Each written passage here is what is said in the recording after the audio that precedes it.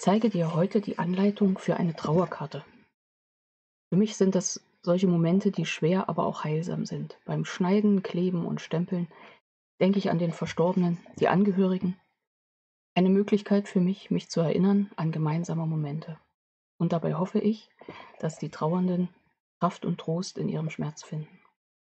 Eine besondere Karte, vielleicht Wochen später wieder angeschaut, kann auch gute Erinnerungen bringen. Die Anleitung für diese Karte zeige ich dir jetzt.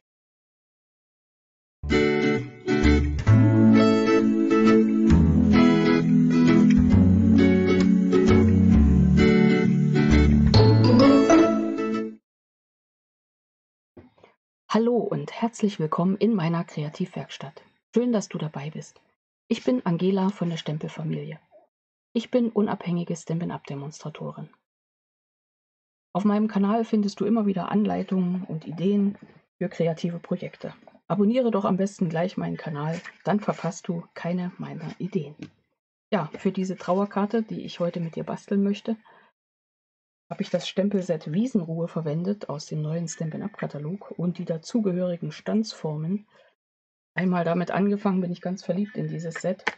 Und hier ist so ein schöner Spruch drauf: Stille Grüße von Herzen in dieser schweren Zeit. Für die Momente, wo man selber keine Worte findet. Und da dachte ich mir, ist eine Trauerkarte jetzt dran. Außerdem brauche ich im Moment einfach einige Leute, Freunde, an die ich genauso einen Gruß schicken muss und auch möchte.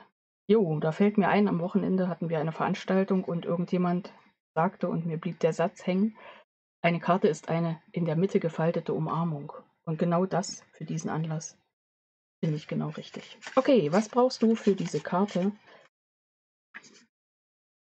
Ein Stück Farbkarton. Ich habe Anthrazitgrau genommen in den Maßen 14,7 mal 21 cm in der Mitte gefalzt. Dann habe ich mit Abendblau gearbeitet. Da bist du natürlich immer frei. Ich habe hier auch eine ohne Abendblau, aber da ich die Stampin' Blends im Moment noch nicht in diesen Grüntönen, in den neuen von den InColors habe ich Abendblau verwendet. Also habe ich Abendblau genommen, gleiche Höhe, also 14,7 mal 10 cm und ein Stück in Schiefergrau, 14,7 mal 9,5 cm. Das werde ich hier draufsetzen. Und für Texte auf der Rückseite, weil ja Anthrazitgrau nicht so vordergründig die Farbe zum Schreiben ist, habe ich noch ein Stück in Grundweiß in 10 mal 14,3 cm. Und innen rein habe ich einen Text, kann ich dir empfehlen. Ich finde den schön, den habe ich von einer lieben Freundin mal bekommen. Ja, von Wasserkäfern und Libellen, den kannst du online suchen. Also den kannst du googeln. Deswegen gebe ich den nicht weiter. Ja, die Rechte. So, dann brauche ich noch ein Stück Transparentpapier, Pergamentpapier heißt es richtig, und zwar in 5,5 und auch in 14,85 cm. Und dann kann es auch schon losgehen. Das wird die Grundkarte. Darauf kleben wir das Abendblau. Das mache ich mit Flüssigkleber.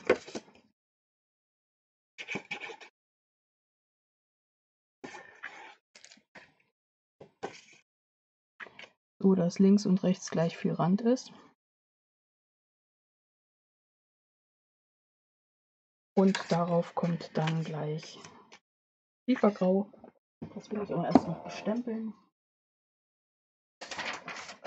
Und zwar mache ich das Ton in Ton mit diesem schönen Schriftstempel hier oben.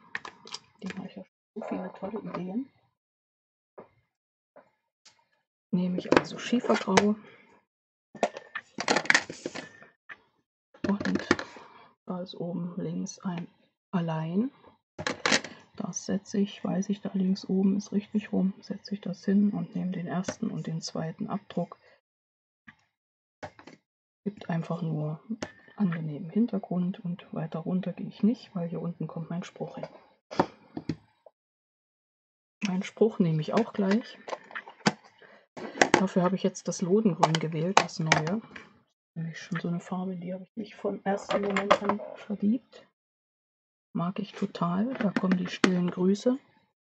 Hier unten rechts in die Ecke. Gerade wie möglich, wir kennen das schon.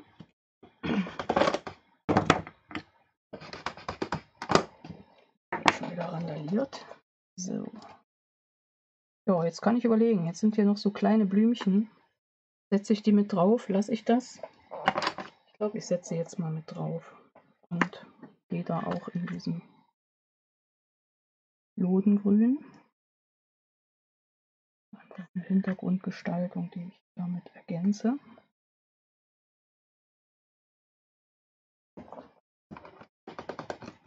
Das Stempelset, du merkst es schon, das lädt ein zum Spielen mit den unterschiedlichen Motiven. Die Punkte hätte man auch super verwenden können, aber für mich reicht das jetzt so. Dann nehme ich mein Stück Transparentpapier. Entweder gebe ich dem eine Prägung oder eben nicht. Habe mir einen Falz gesetzt bei 1 Zentimeter. Habe auch schon ein doppelseitiges Abreißklebeband drauf. Und klebe das jetzt hier drüben an die Seite. Dafür lege ich das so rum auf, gucke, dass es genau am Knick liegt und falte dann die Klebefläche rum. Eiche ist glatt und schon ist mein Transparentpapier drauf. Und das setze ich jetzt hier vorne wieder drauf. Auch das nehme ich mit Flüssigkleber, nur die Stelle, wo das Transparentpapier, das Pergamentpapier ist. Mal die richtigen Begriffe verwenden. Dann nehme ich ein doppelseitiges Abreißklebeband.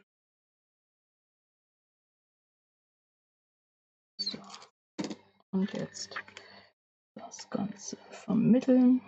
Links und rechts den gleichen Rand, oben und unten auch.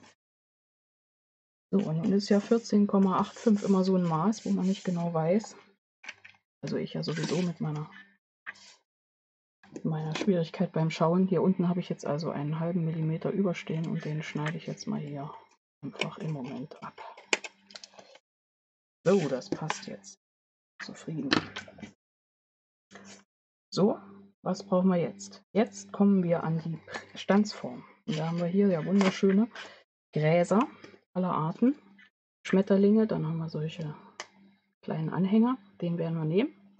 Und die Gräser auch. Und da habe ich schon ein paar vorbereitet, aber ich will mir auch noch eins ausstanzen. Und dazu nehme ich mal die kleine Stanz- und Prägemaschine. Das ist bei mir jetzt Premiere, auf dem Arbeitstisch zumindest. Und einen Streifen im Lodengrün. Und baue mir hier mal mein Sandwich zusammen. Und ich nehme diese Kornblume hier, setze sie hier drauf. Und beim Zeigen mache ich das nicht so wie sonst lege ich das ganze Blatt voll, da kenne ich nichts. Jetzt wird das hier mal eben schnell durchgedreht. Mal sehen, ob das hier geht mit meiner Kraft. Moment. Ich muss dann doch mal kurz aufstehen. Fertig, durch. Schauen wir, ob es funktioniert hat. Klein, aber fein das Teil. Genau, da ist es. Eine lodengrüne Kornblume. Soll ja ein Schatten sein, genau. Natürlich in Blau auch schön, aber das heben wir uns für andere Farben, für andere Karten auf. So, so einfach. Schnelle Sache. Auf dem Arbeitstisch geht das. So, dann nehme ich hier mal mein Schmierblatt wieder weg. Und setze aufeinander. Diese Kornblume setze ich nach oben. Und diese setze ich mir so nach links, nach rechts. Sorry. Und dann noch von den Gräsern. Kann ich mir auf den Namen sowas hier unten noch dazu. Genau. So, und dann schauen wir mal, wie wir das so ein bisschen hinkriegen, dass es gut gefüllt ist. Und hier wäre der Platz für meine Libelle. Und die stempel ich mir auch gleich noch. Das Stempelset ist hoffentlich nicht zu weit weg.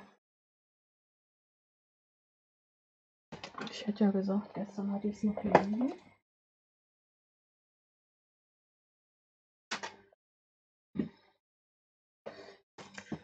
Da ist es. So, eine Libelle. Ein Stempelblock. Übrigens gesehen, der Stempelnerd hatte einen Stempelblock nicht. Was hat er gemacht? Hat mit seinem iPad gestempelt, weil seine Stempelblöcke nicht groß genug waren. Ja, Not macht erfinderisch. Die Libelle sitzt. Und ich koloriere die schnell mit den Farben Abendblau, Aventurin und Kürbisgelb. Fange mit der dunkelsten Farbe an, setze hier im unteren Bereich an den Flügeln so einen Rand.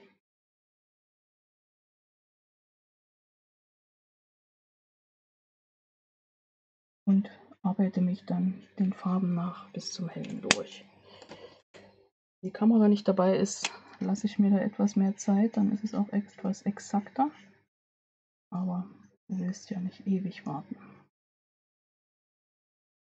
So, jetzt kommt schon das Aventurin. Und dann Platz lassen für das Kürbisgelb. In dem Ganzen so noch hellen Hoffnungsschimmer reinzugeben, so würde ich das nennen. So. Weil auch die größte Trauer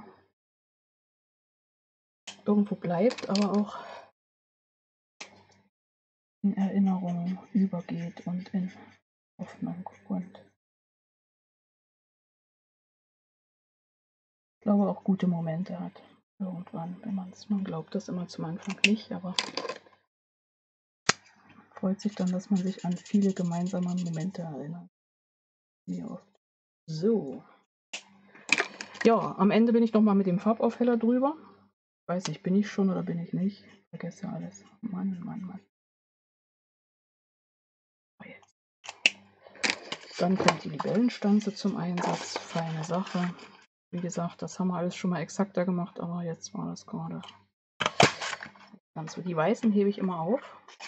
Siehst du, hier habe ich schon einen ganzen Schwung überhaupt Stanzteile. Die werden immer schön aufgehoben. Mir letztens gleich mal eine schöne Schachtel für sowas angelegt. Die zeige ich dir demnächst, wie die geht. Ja, das ist die Libelle. Die kommt hier auch mit drauf und das Ganze geht jetzt mit Abstandsklebepunkten relativ schnell. Ich setze zuerst die Libelle, weil bei der ersten Karte habe ich gemerkt, das war irgendwie von der Aufteilung nicht so das Perfekte. Also jetzt zuerst die Libelle. Und die setze ich hier unten so hin. Ich überlege gerade, ich habe mich da verstempelt. Macht nichts, ich setze sie mal hier hin. Ich glaube, hier ist sie gut. Hier, da, jetzt sitzt sie. So, dann hatten wir die Kornblume, die hochwertige. Die sitzt da. Immer noch nicht sicher, ob das noch quer geht oder ob ich doch noch mal hier in meinen wunderschönen Gräsern grase.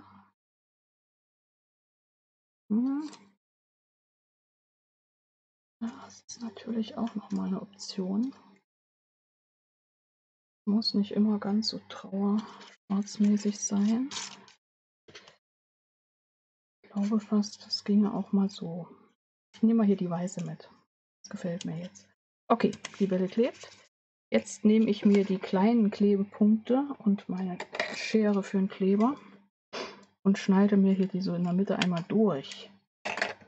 Und dadurch habe ich die sowieso schon kleinen Punkte noch kleiner gemacht und kann mit denen wunderbar hier hinten auf die größeren Stellen meine Klebepunkte setzen. Das muss ja nicht so komplett kleben, sondern das darf ja ruhig luftig sein.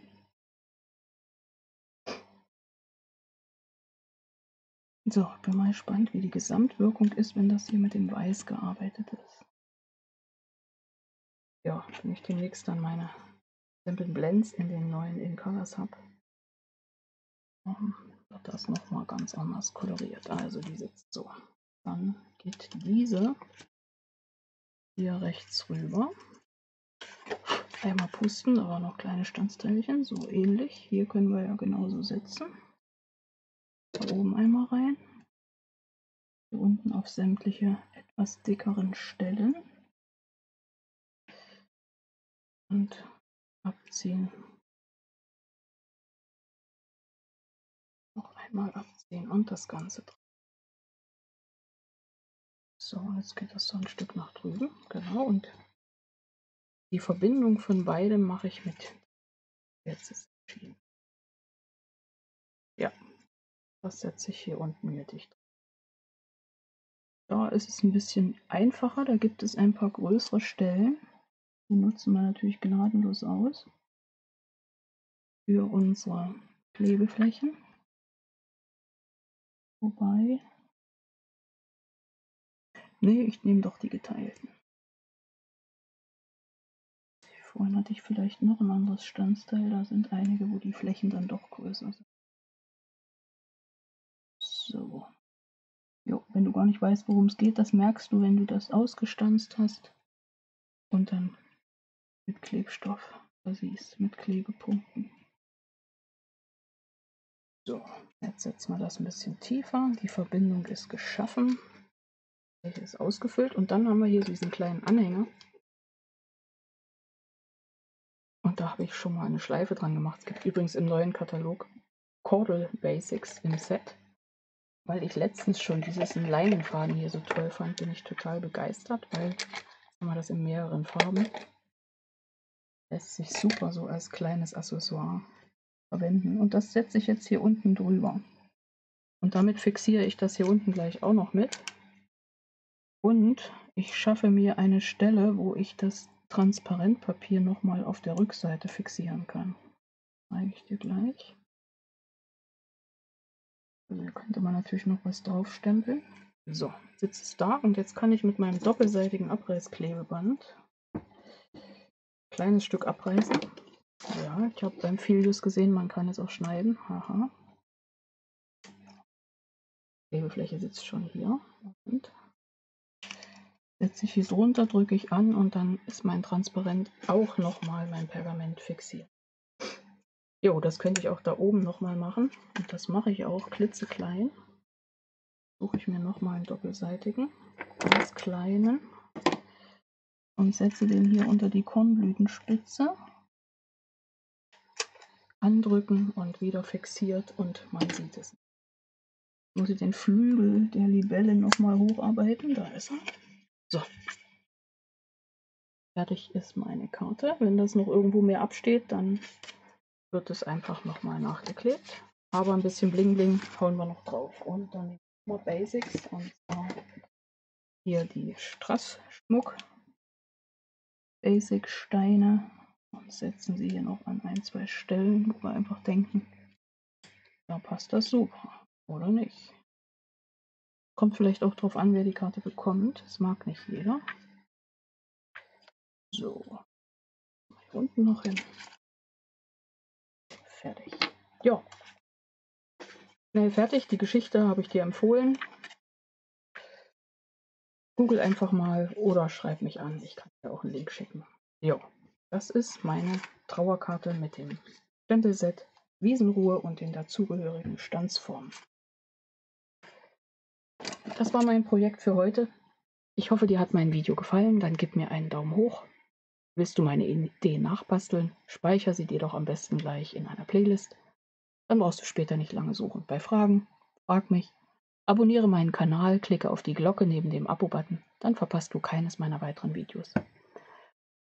Alle verwendeten Materialien sind von der Firma Stampin' Up. Du kannst sie direkt über mich bestellen. Fragen dazu beantworte ich dir gern.